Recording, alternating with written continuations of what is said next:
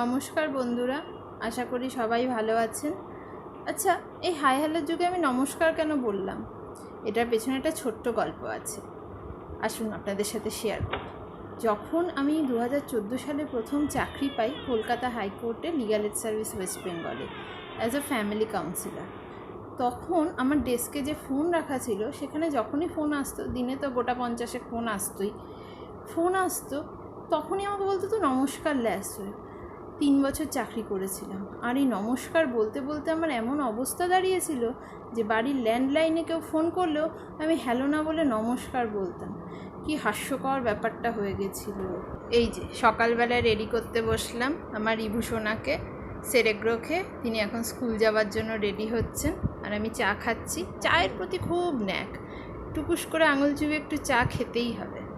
আর আমাকে দেখে যে আমি বিস্কুট ডুবিয়ে ডুবিয়ে খাই, তো ও বিস্কুটটা নিয়ে ডুবিয়ে ডুবিয়ে খাওয়ার আপ্রাণ চেষ্টা করে। পারে না, গরম চা বলে ভয় পায়, কিন্তু চেষ্টা আছে তার 16 আনা। স্কুল যেতেও খুব ভালোবাসে।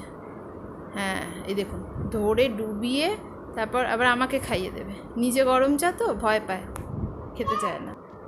এই যে স্কুল যাওয়ার জন্য সম্পূর্ণ রেডি, এখন স্কুল পৌঁছে দিয়ে আসি। আজ রিজুর জন্য বানাবো হচ্ছে মেটে চচ্চড়ি, দেখি কি করে বানাই।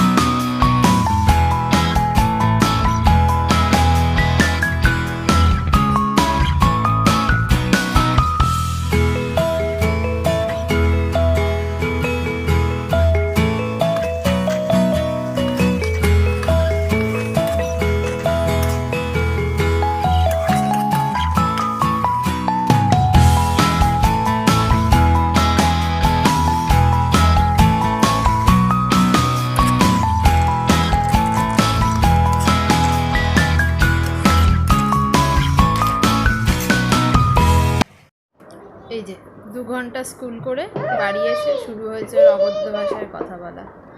আর এই আমি প্রেশার কুকারে বসিয়েছি 5 ফোড়ন দিয়ে বাবুর জন্য খিচুড়ি, মুগ ডাল আর এমনি নর্মালও সেদ্ধ চাল, সেই দিয়ে একটু জিরে আর হলুদ গুঁড়ো নুন দিয়ে খিচুড়ি। ও 5 ফোড়ন দেওয়া রান্না খেতে খুব ভালোবাসে। এই দেখুন আমার হাতটা আছে।